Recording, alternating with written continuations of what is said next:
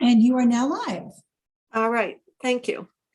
This is Senate Appropriations, and this afternoon we're going to be hearing from Stephanie Barrett, Joint Fiscal Office, to run us through what the governor has recommended in his budget adjustment. We know that he's submitted a supplemental budget adjustment to the House. Just, was it today, Stephanie? Was this morning.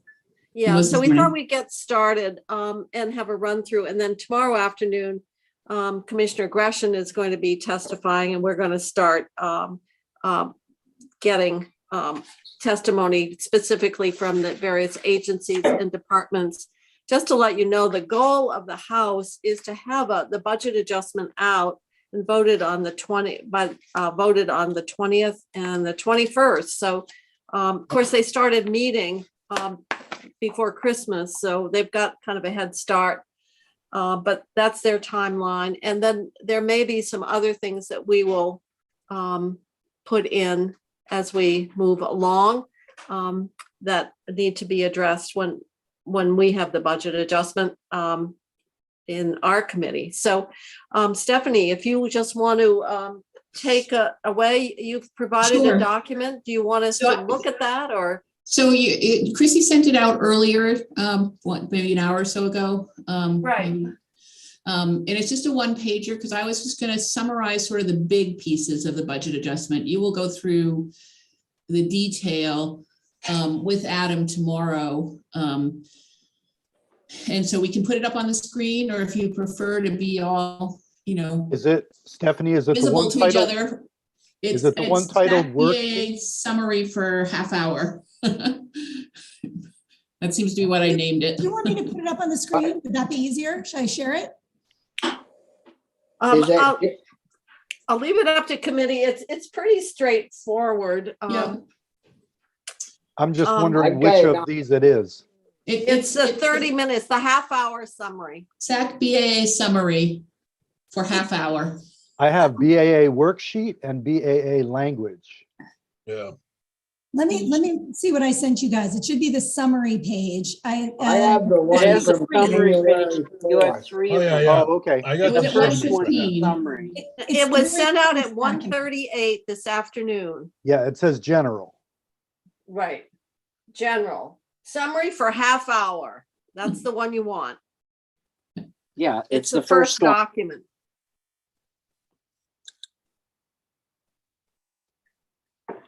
It's the first document attached. I mean, there are three across. It's the first one. Yeah. Everybody got it? Yep. Okay.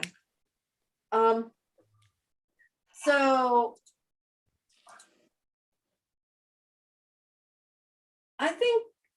I don't know. I think you can just run through it. We can look at Okay. each other and then ask questions that's as we great. go along.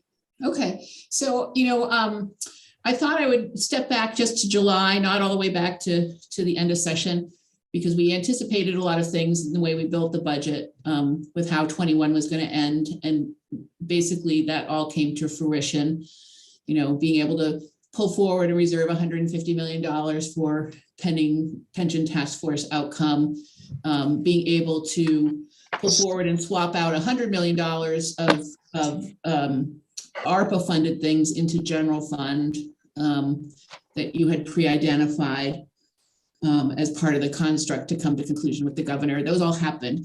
So when we had the forecast upgrade in July in the general fund, and based on what we had passed and all those triggered events that happened, that forecast upgrade was projecting $188 million of available general fund one-time unspent at that point.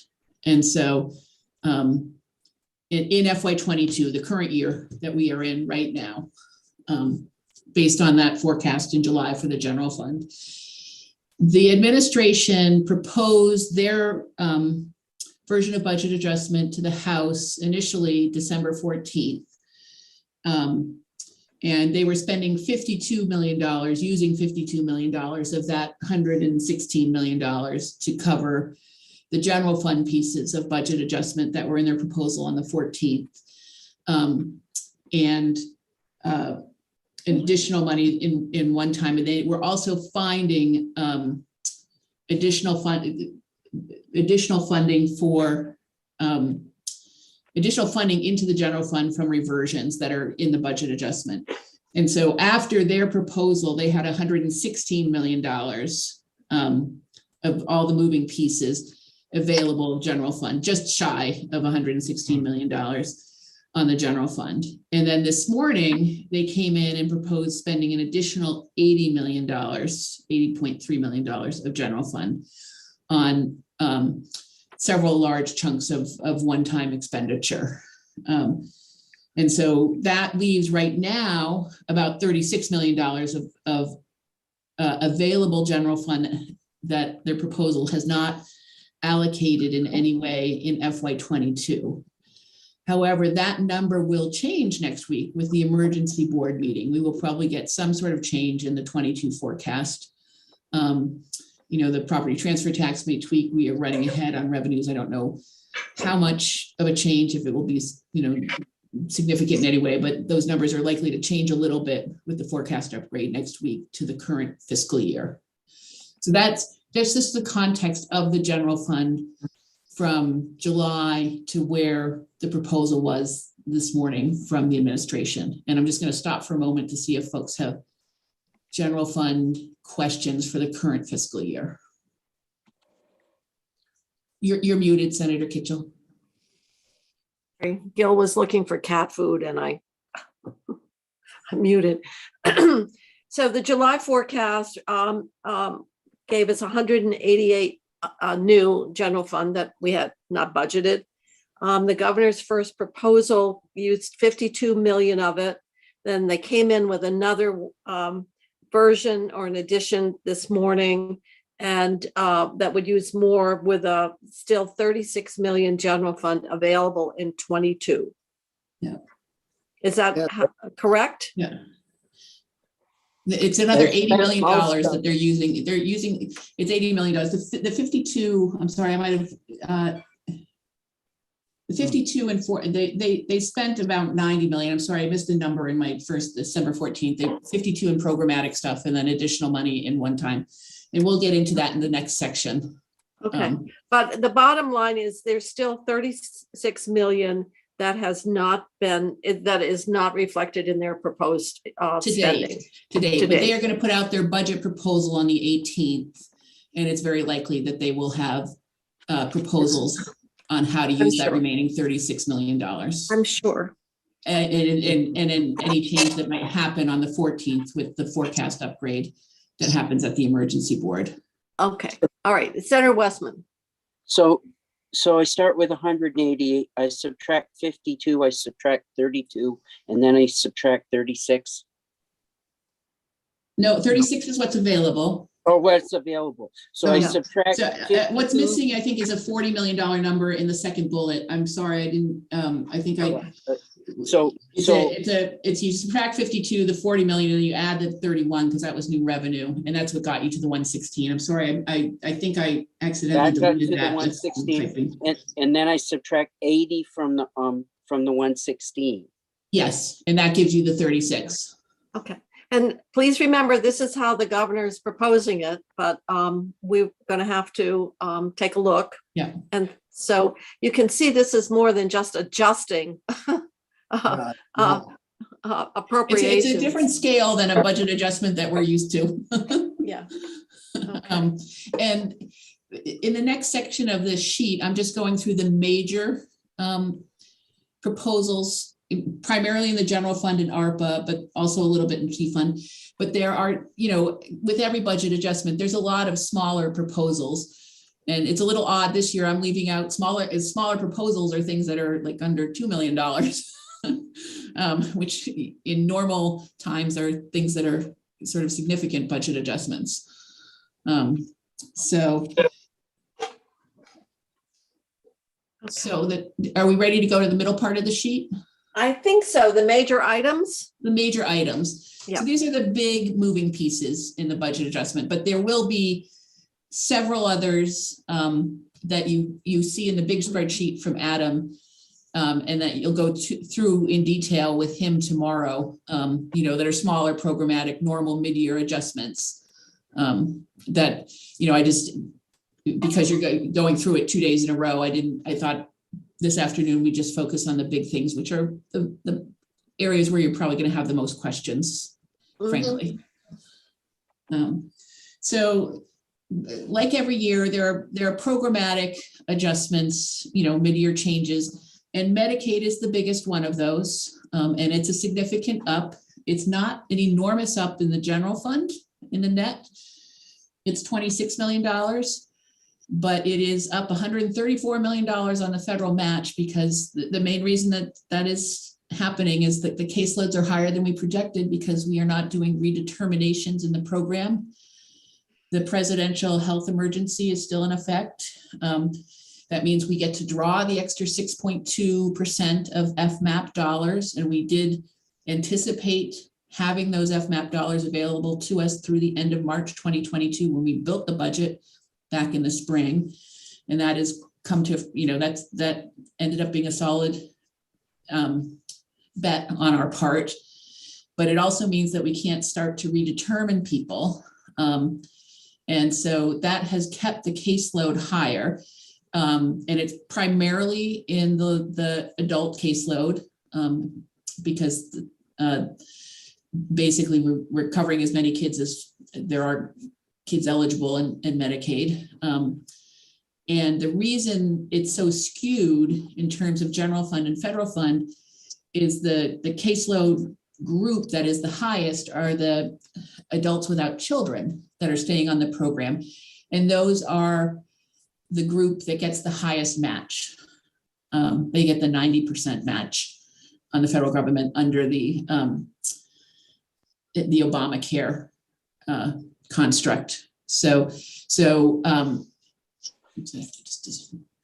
that's the single largest programmatic increase. So Is that, Stephanie, is that 26 million and the 134 supposed to be added together? Yeah, So there's a it gives couple you little a other total? special fund adjustments that you'll see when you see the full spreadsheet.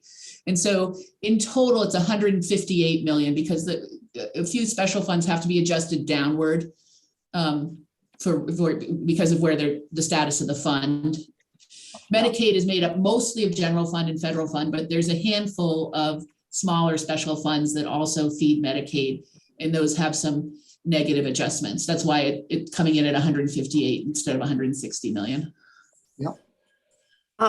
Senator Westman, was that your question no, too? it was my question because I got 160 and there you go. Mhm, mhm.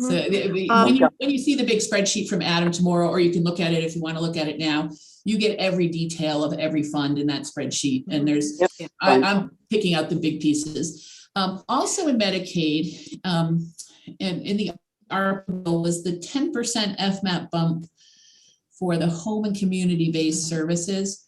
And we estimated and relied on a chunk of that money to fund the increases that we gave for the designated agencies and home health. And we were a little bit back and forth and not quite sure of exactly how much money that would translate into because we didn't have any federal guidance when we were doing it last spring.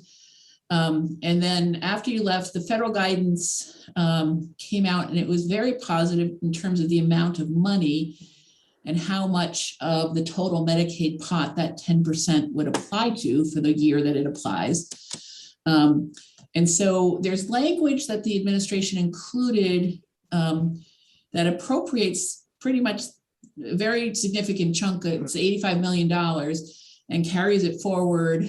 And so it's a little bit unusual language, and it's probably, if you decide to keep it in the budget adjustment or move it out and deal with it in the big bill and effective on passage, that's an option for you.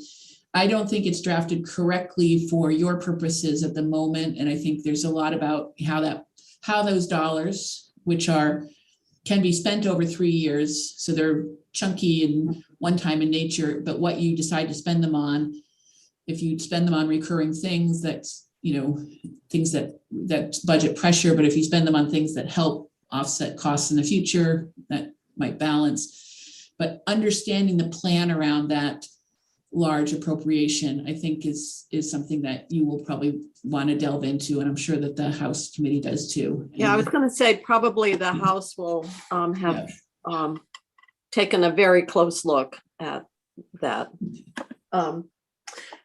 Okay. I'm going to just inject here. This has to do sort of with the Budget Adjustment Act.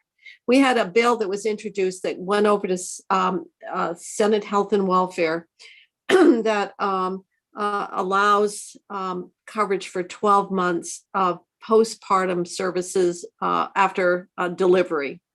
Right now it's, what is it, 3 months, 2 months, 60 days, 90 days? I remember. It's not, and so there's a coverage for that for higher income than would be normally for Medicaid, but it would have a beneficial impact on the insurance supplement side. So the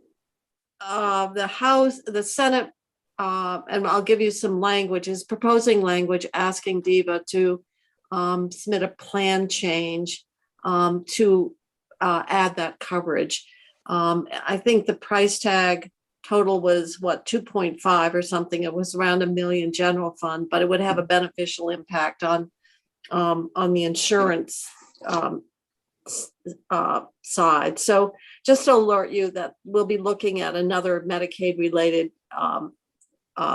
in this case, language for the Vhfa that relates to that enhanced coverage for women after delivery.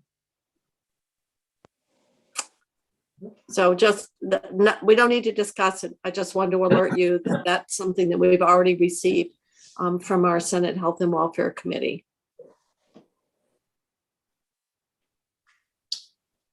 So just Okay, continuing Stephanie. down the sheet, DCF has several adjustments in the spreadsheet. I just picked out the largest one, which is 6.1 in the OEO appropriation of general fund.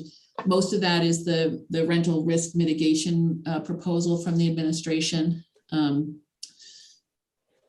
There's a few other pieces also in family services in DCF. In labor, the Department of Labor, this is a large $13 million general fund operating cost. This is on top of $5 million of operating costs that the administration has already given to labor through the CRF year end, trying to make sure that we apply all the CRF and don't send any of it back construct. So labor in total had an $18 million overage in terms of their operating budget. And so this one, you see, I have a little note over on the right-hand side. And, you know, the administration is proposing to do this in general fund dollars. Some of this is personnel related, some of this is contract related. But whether or not this is ARPA eligible, what sorts of funds do you want to use for it is an open question. Clearly, the administration prefers general fund for anything that's outside of their ARPA construct. Yes, So Senator Starr. What's the 18 million for, Stephanie? So it's operating got- costs within the Department of Labor. As you recall, way back in 2020, they had to beef up their customer service a lot, and they have ongoing operational costs. I know the House was a little bit startled by the scale of this adjustment and why wasn't it foreseen, at least in the spring. And so that's when you have the Department of Labor in, those are conversations that you have. I'm just sharing with you what the administration is proposing. And I wanted you to be clear that it's $13 million here in the general fund, but it's a total $18 million overage because they did send $5 million of CRF over earlier in the fall. So, yeah. And that's Rich. going to cover wages. Wages and contract costs. They brought in contractors, so they have a variety of costs, and I'm sure they have a sheet that details that they didn't when they came in December, but I'm pretty sure by now they have a sheet that provides the detail on the total overage. Imagine they've had to hire a lot more staff to process as well. But Um, generally, yeah. aren't most of the Department of Labor costs federal fund? Yeah, that was my question. This 18 million must be a huge percentage Yeah. increase in state dollars. I'm And this just is mostly wondering if, related, I think, to UI still. yeah, I was gonna say, there was a certain point where the rubber met the road and they had to just Friendly dollar. hire a bunch of contractors to get that work done. So I'm gonna go, Rich, you have another comment? No, And then no, that Cindy- was, Okay. that Oh, was it. The other question, but the only other question I had is, when they get here, I hope they come in and talk about their computer system, because that's a lot of the reason that they had so much problems. Yeah, and if you wanted to have some nighttime reading, there was I'm sure it will put me to sleep. Actually a report of the Unemployment Insurance Study Committee that was just released. It is 22 pages if you don't do the appendices. So I just would like to bring it to your attention if you want more detail, but it permeating the whole report is the limitations on the existing system that is so old, and not being able to find staff who have expertise in COBOL and the limitations on implementing anything different. Can Chrissy send us a link? I think she might have. I'm not Did she? sure. I'll take a look. Senator Sears. You're muted. You're muted, Dick. Thank you, but I'm fine. I was playing with my earbud. I'm glad that's what you're playing with. Senator Sears. Oh, boy. Oh, it's a little early to be getting into this. Yeah, You had a comment. You had a comment. No, I Oh, already made my comment. Oh, My okay. comment was regarding the Department of Labor normally Oh. being mostly federal funds and not much general fund. So I would love to have a total at some point of all the money we're spending on retention and on extra contractors. Oh, well, it's going to be pretty sizable. Not only that, we have, if you remember how many limited service positions we approved in the budget last year to Right. carry out the work, with Right. the millions of dollars that have gone out to the various departments. So Well, it's, we had testimony today that even the traveling, they're not traveling nurses, but they're working in the group homes. Was it 1,000 hours? Yeah. That they've been approved for?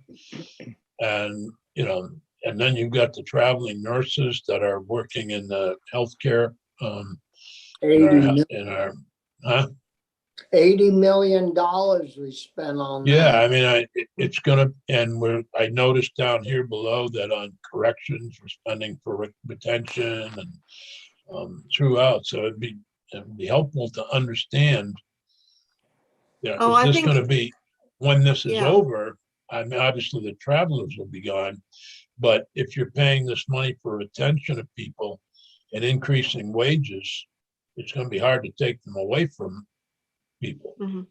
I think certainly in corrections, what you're experiencing, simply because they can't hiring, is that Right. what their current staff are working tremendous overtime, and are probably, I've heard compensation in total of excess of 100,000 a year with all the weekend and this is required overtime, and they're also having to put probation officers into the facilities because they're so short-staffed. So I'm sure you've been talking about that in your committee or justice Yep. oversight, because it's got to be it's not a sustainable situation. And Well, that's what I was raising, because I completely agree with the retention efforts. But if you raise somebody's hourly pay to keep good people around by, say, $3 an hour, gonna be awfully hard to take away that $3 Yeah. when all this crisis is over. So Yeah. you're talking about increases in the long term. And Mhm. I just picked $3. It's Yeah. probably a No, lot more than that. No, you're absolutely right. The collective impact but it's permeating throughout so many areas of the workforce. And Well, I mean, mental health, all of the, our designated agencies, yeah, home health agencies, everyone. yeah. All right, well, we should keep going. Labor. So we really need to break down, because those are administrative costs, and obviously that's a fairly significant. We put in 5 and now they need 18. Well, the administration put in, they need 18, the administration covered 5 of it with CRF. Yeah, okay. And then in this 13, the remaining 13 is what you see here in the general fund. Okay, and then Department of Corrections is trying to keep the staff that they've got.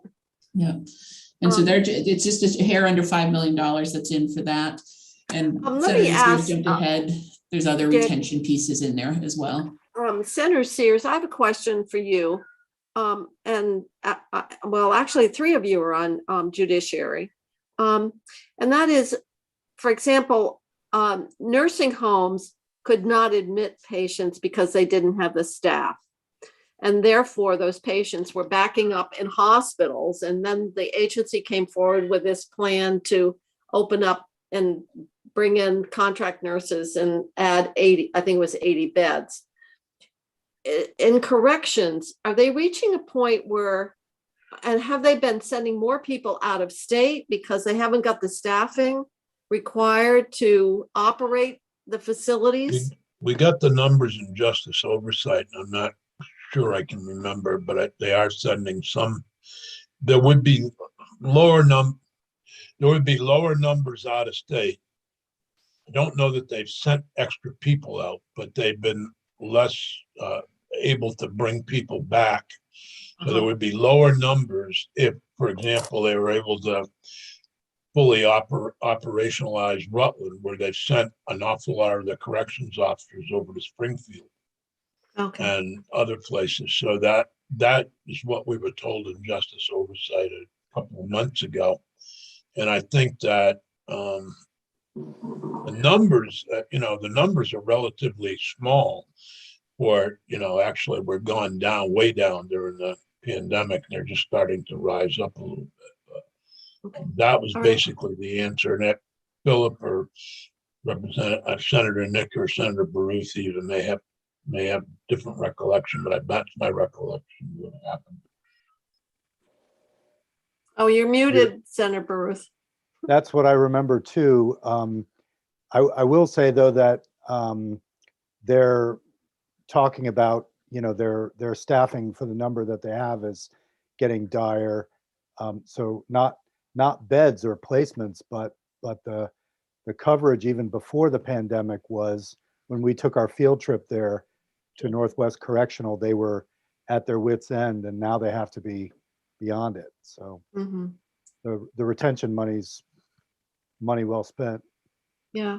Not only that, but with all the emphasis on diversion, and with it seems like the population being served today who are incarcerated, it's a very concentrated, more serious offense group. Mainly drug and violence. Yeah. Serious drug and violence. Yeah. Yeah. It's not like the mix that you had 20 years ago in those facilities. Right. Yeah. Okay. Well, let's keep going with our litany really here. Large programmatic adjustments that I wanted to draw your attention to. Now I'm going to drop down to the general fund one-time items in the center of the sheet. And the first 3 were in December 14th. They're $48 million. They are related to swapping out what was funded with ARPA dollars in Act 74, the big bill last year, further into general fund. So you had allowed $100 million to swap pending the year-end close, and that happened. The first is $29 million in state technology. You would allow them to swap about $30 million, after the close of the year. They want to swap the entire slate of technology projects back from ARPA into general fund. I think this is a mix of, they don't view these as transformational in their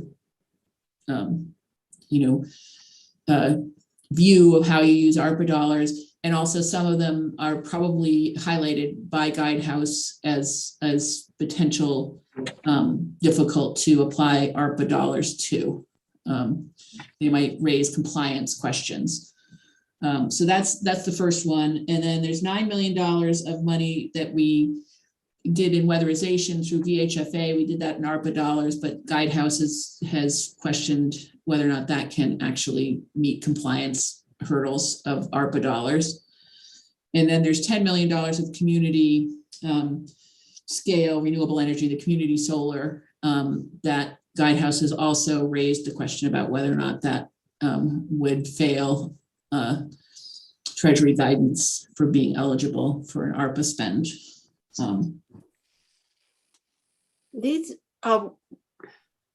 were proposed by the administration, right?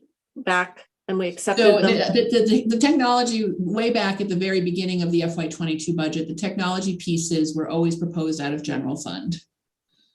No, I was thinking about the energy, renewable energy, the community energy. Wasn't that one of the administration's proposals? I think it was, but I don't think that was, ARPA was not on the scene yet. So Yeah, that might have been also out of other funding. ARPA wasn't on the scene for the community solar. It was an initiative from the administration initially, but Senate Natural Resources did support that. Okay. No, the only question that I was wondering was whether we had originally, for any of them, had a reading from Guidehouse that it would be permissible use of ARPA that subsequently got revisited. That was all I was trying to sort out. Whether I don't think we really did have Guidehouse type of lens on ARPA for a lot of the pieces. A lot of it was Treasury guidance was very much slower for ARPA than it was for CRF a little bit last year. Okay. So all right.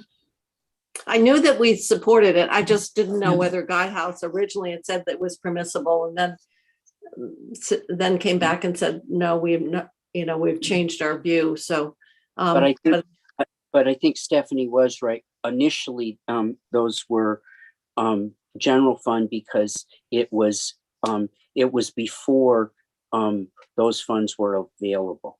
okay. All right. Well, we'll keep it going here. And now these blue ones that are on the sheet, if folks have color, these are the ones that the administration proposed this morning for an additional $80.3 million of general fund spending. The first two are healthcare and community service provision related, $25 million. Alice, you're going to have to continue. I've got to go to the door. You're muted, Alice. Muted, Alice. Lost my place on my phone here too. So Oh, here. where are we here, Stephanie? Can you tell me? So again? we're in the blue GF one-time items that are in the center of the sheet. We need to check through, right? If you're in the summary, the back BA summary sheet, and you scroll just a little bit past halfway, Okay, I've got we're it. in those. We're just starting with those blue items. These are general fund one-time items that the administration put on the table as proposed spending for the budget adjustment this morning in the House Appropriations Committee. Okay, And the first one is $25 million to help further stabilize the healthcare system, nursing homes, community service providers. And you'll hear more about that from Adam tomorrow. And the partner piece to that, so half of this $40 million of this $80 million is healthcare related, is to address workforce in the healthcare arena. So that covers half of the $80 million between those two pieces. we are probably we're following up tomorrow to understand, if it makes sense to, these clearly would probably be potentially ARPA eligible because they're in response to the pandemic still. And the question of whether or not you use general fund and ARPA or ARPA here is a question, but also, the method by which the dollars go out. Do any of them contemplate Medicaid match, stretch the dollars further? Those are questions that come up. There's Stephanie? the next item is $10 million. Oh, no, Senator Starr has a question. Yeah, I have a question on the 15 million new for healthcare workers or workforce. That's for the Agency of Human Services, right? So the appropriation would be to the agency, but they would be pushing it out to the healthcare providers. So it's like VNA and places like that. So the details of how the dollars will be spent, you would get from Adam gave sort of a summary picture of it. Ina Backus at the Agency of Human Services would provide the thinking of how they would distribute the dollars, the methodology. And so I don't know if it's contemplated through rates. I don't know if it's contemplated through, who is like we did with stabilization, sort of how fragile you were at a given point when you applied for grants. Those are all questions that you probably want to follow up on when you have the agency in front of you to fully understand what they're thinking is the method for deploying these dollars. Well, why I raise that is because it's going to boil down eventually to where we aren't going to have all these federal dollars rolling in. And we've already, like, I'm on the VNA board up here in the North Country, and we've already given our employees big pay raises. And we know that once these monies are gone, we're still going to have to pay that increase. And, the shoe's going to get a little tight down the road if we aren't careful with all these increases. Well, I think one of the things that we're going to be having to look at is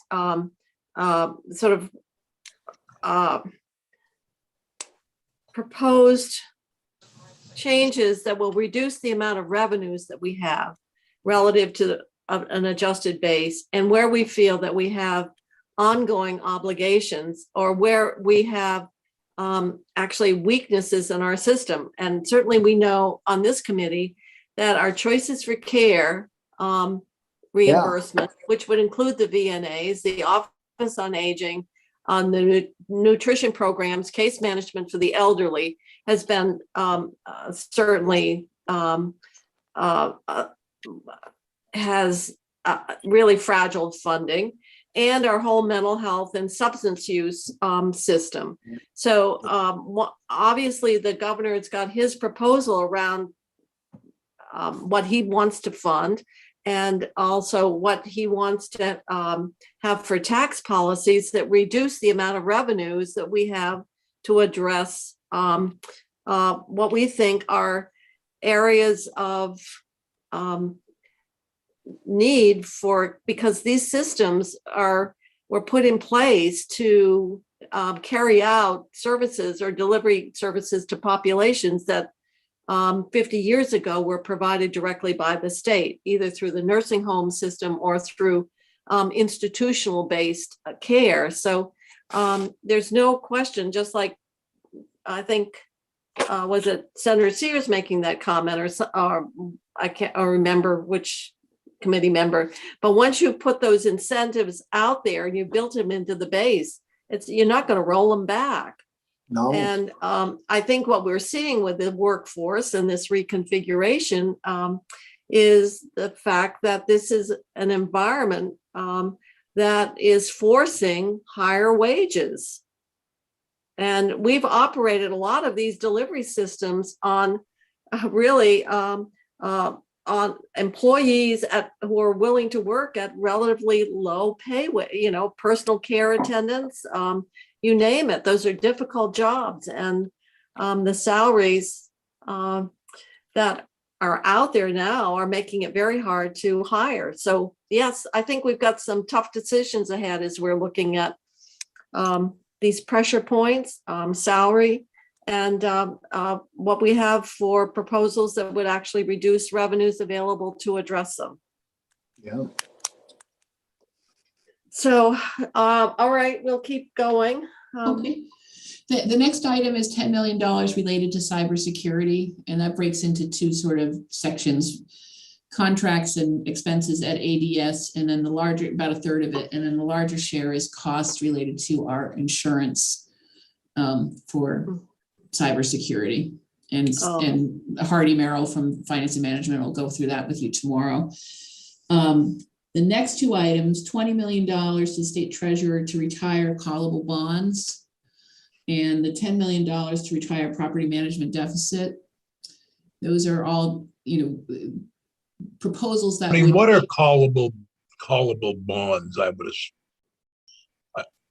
those that are due in the next year, or what's a callable bond? I've never. Are they just paying off early our GA, general obligation bonds? I don't know the specific details. I'll get that for you. I don't know if they're different from, or they're a specific class of our GA bonds. If there's certain segment of bonds that could be, by the investor or the issuer called back sooner. There may be some that are locked in, and some that we can actually call back sooner, or pay off sooner. I'd just like to get. Yeah, I'll get you the definition and send it out so that we understand what it is. But that's both these and the retiring the property management deficit, which was a 50-year plan related to some buildings going all the way back to the Dean administration. These are the Finance and Management explained these as a desire to be able to show the rating agencies when they go to market for the next round of bonds, concrete efforts to address these things, which always have perennially shown up in the CAFR, particularly the property management. I can remember, 15 years ago asking about it when we were very concerned with growth in internal service fund deficits. Seeing that property management one, Adam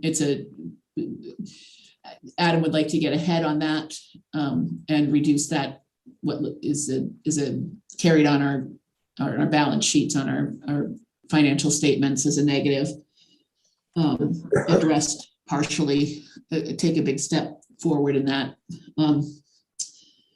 So, and then this would actually retire it, it says, so it'd take it off. Retire 10 million of it. There'd still be there's a plan that's slowly paying down this deficit, and this would pay down a part of it sooner, and the plan would, then the remaining plan would pay off the remaining deficit in the property management fund related to these buildings quicker. Okay. And then the last $350,000 item is related to the Green River Dam and the need to do an analysis of that. We put money in for dam safety in the budget. This wasn't one of the dams, or is this? So I missed a part of the conversation this morning on this particular item. This dam may not be owned by the state. It may be No, the dam is not owned by the state. Yeah. It's owned by Morrisville Water and Light. Oh. And with the relicensing for FERC, it has been put in a position where the dam cannot produce the power to make it. So Morrisville would want to continue ownership of the dam. And if that happens, it puts at risk the state park at Green River Reservoir. So the age and there's an order from FERC to do a safety analysis of the dam that needs paying for, and this is safety analysis. And then it sounds like the next step would be to actually carry out any of those safety recommendations, which would be a fairly significant price tag, I would think. Yes, well, Upset? no one wants to move on this until they know what the issues are around the dam. Okay. So this would at least get us into a place where people would know what the safety implications are for that dam. Bobby, you know where that is? I think it's in Richie Westman's district. Yeah, I know. Bobby and I are looking very closely at each other here on this. Uh-huh. Uh-huh. Uh-huh. It's Is only that in Richie, is the that? the only thing downstream from that is a good chunk of Lamoille County and Chittenden. Is it Katie's Falls where that is? No, it's above Katie's Falls. Katie's Falls there are two run of the river dams pretty much on the Lamoille River. This is above that. This is between Eden and it's in Hyde Park, but it's the Green River Reservoir stretches into Eden. You know, 350,000 just to figure out if it's safe or not to remove the dam. I can imagine what it'll cost if they find out it's safe to remove it. Well, we'll have further discussion on it, I'm sure, before we get done. So let's keep going on the ARPA. So the governor is proposing $75 million of additional ARPA spending, all in the housing area. $50 million more to VHCB for projects, $20 million more for the Vhfa program, which. And we put in 5 million, so this is Yeah. quadrupling it. Yeah. Okay. And as you recall, that the S79, I think it was, that got vetoed, that had sort of the programmatic description and set up for VHIP. So this is the $30,000 grant per unit with a 20% owner match to bring under code vacant units online to be rentable. I thought they were thinking about raising the 30,000 more. So that's a question I don't understand if that's part of this 20 million yet. I didn't see it in the language because they're operating basically without language at the moment, but there was proposals to potentially increase the grant amount and allow the construction of new units as opposed to the rehabilitation of offline units. And so that the detail on how this $20 million would flow, is it changing that? And then, you know, the $30,000 grants came with a 5-year covenant attached to the property for affordability. Does it change if the grant size changes? You know, those are all questions I think you'll probably want to follow up on when you have the agency in. I'm sure, and I'm sure our Economic Development Committee will be taking a look at that because obviously that was a program that was part of their bigger bill. And then we're down to the $5 million piece here would be a pilot program through VHFA. And I'm a little unclear. I thought this had to be in general fund dollars. They're proposing going up to 140 AMI, where you'd be buying down the cost of builders for developing homes for middle income families to buy. So I don't know if this is if it's actually ARPA dollars are going over for this, or if they're freeing up general fund within VHCB to send over. You know, that I just have to. I'm sorry, I haven't had a chance to get utterly clear on how the actual $5 million, the actual source that ends up at VHFA. If it's actually an ARPA dollar, if it's going to be a general fund dollar from an existing pot of general fund in the housing arena. In transportation, just under $5 million, along with $12 million of transportation federal funds, is proposed to. This is a theme throughout, to retire pay down principal on the transportation infrastructure bonds. That's included here. And then, as I mentioned before, there's a lot of other smaller adjustments, both in the general fund, in a variety of special funds, both up and down. That's normal for the budget adjustment. And there's a $1.5 million ed fund proposal related to the career technical ed centers included here. The three independents that. Well, didn't it's a get little cloudy now too, because originally we yeah. thought that was 3, but now we think that's 1.5 is supposed to be spread across the whole. We'll get clarity. Other staff in JFO are following us, but we learned today that it was a little bit of an unclear. What how that would AOE roll was out. proposing was, I think all 17 would get something, but those that are part of an LEA have already gotten ESSER funds, and the 3 independents, probably one's in Windsor, Alice. One's in Hannaford is one. Springfield, one's in Bennington, and the other's in, where's that third one? Is it Bobby's? No, North Country is part of the LEA. I know Springfield's one of them. Hannaford is one. Where's that? Middlebury? I think No, so. Rutland. What? Hannaford's was Rutland. No, There is a I don't- place in Middlebury. I think it's Middlebury.